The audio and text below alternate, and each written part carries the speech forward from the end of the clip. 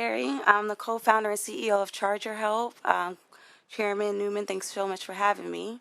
I started Charger Help back in January of 2020. Prior to that, I used to work for a company that we made software for electric vehicle charging stations, and I was EV driver support. So, Mr. Newman, you might have called me if you ever had any issues at a charging station. I might have been the person on the other end. But having that job really sparked two things for me. The first was really the importance of electric vehicles. As stated earlier, I'm from South Central Los Angeles, and folks who come from communities such as mine, we don't have great air quality. We're surrounded by, freeways and gas combustion vehicles, so it significantly impacts our health. And so when I first got the job at that company, I started to understand what could be, from a health perspective, with electric vehicles. The other thing that really sparked my interest in this space was really how interesting charging stations are. So what folks may not know is that electric vehicle charging stations, they're IoT assets. They're actually the first publicly deployed IoT assets we've ever done as a nation. Most of these charging stations function off of Windows software.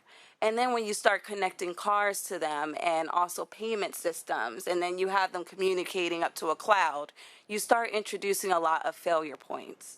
And so I state some of these things here before I go into some of the work that we do at Charger Help, is to state that this is a thing that we should do. And when we look at the challenges and the things that we can learn from here, as we think about smart cities, as we think about connected cities, this is actually the perfect opportunity for us to better understand those challenges as we look towards the future. And so what we first did at Charger Help back in 2020 is that we went out and we got some data, because what was happening was that a lot of folks were talking about the infrastructure not working, but no one really understood why. And so we went out and we surveyed about 5,000 charging stations across the U.S., all publicly accessible charging infrastructure. And what we found out was that most of the stations, while they showed up as online, they did not work. And recently, back in May, we've actually completed our 15,000th work order. And we've also trained our 1,000th person in fixing charging stations. And here are some of the things that we've come about and what we've seen. One of the things that we see as a huge failure point really is around interoperability. There is issues in regards to standards around error codes.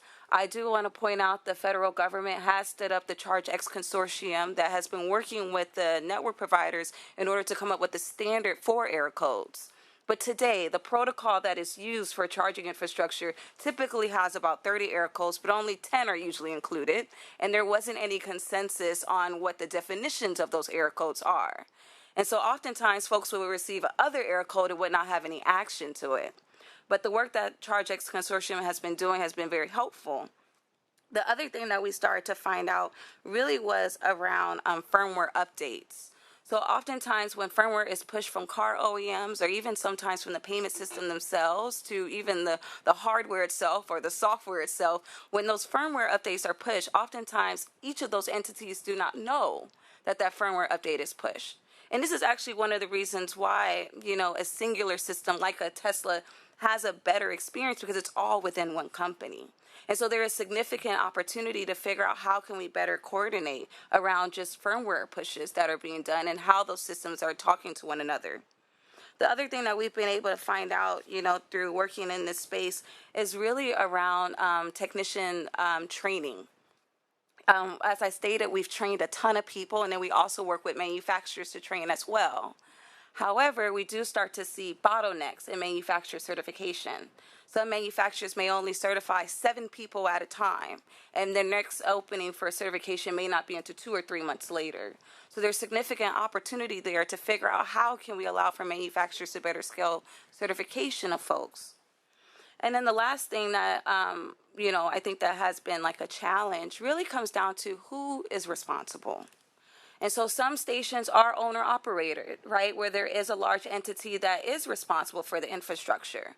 But then there is a lot of infrastructure that is actually particularly monitored by the site host. So these are small business owners. These are multi-unit dwelling owners. These are folks that got free infrastructure and did not get any budget for O&M.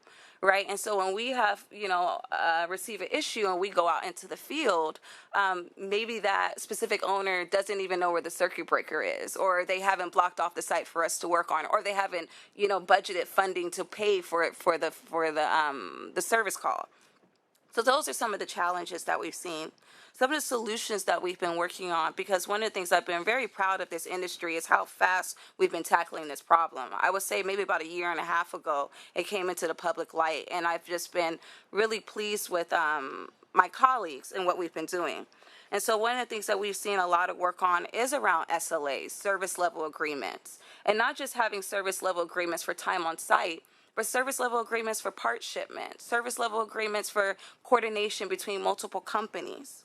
The other solution that we've been working with is actually with the Society of Automotive Engineers. SAE actually championed a group of manufacturers and network providers to come up with the standard, the first standard for EVSE technician maintenance ever. That test is going to be implemented all throughout the United States starting at the later half of this year. And so what that now does is to allow for there to be some type of standard around what is needed from a person to go out on site to solve an IoT asset. And I think that is the key portion to this, is that the issues that we experience out on the field are not electrical issues, right? These are software issues. These are comms issues. These are issues that has to do with computers. And so I've been very proud of the work that SAE has done. And so just in closing, I like to lead with hope. While there are a lot of challenges, I do see that there is a lot of private partnership collaboration that's happening. Charger Help is a venture-backed company. We've raised over $25 million in order to solve this problem from a people perspective, but also through a software and technology perspective. We've also done a lot of work in regards to transitioning folks into this space. The technicians that work at Charger Help are W-2 technicians. These are folks that come from oil and gas. They're folks that work at factories. They're folks that are very interested in participating in this space. And so what I leave with you is that, yes, there are a lot of challenges. We have a lot of data that we're very happy to share. And that, too, this is a unique opportunity to learn from IoT assets, because there will be more things that are going to be connected in the future. And why not learn now? Thank you so much for your time. Thank you.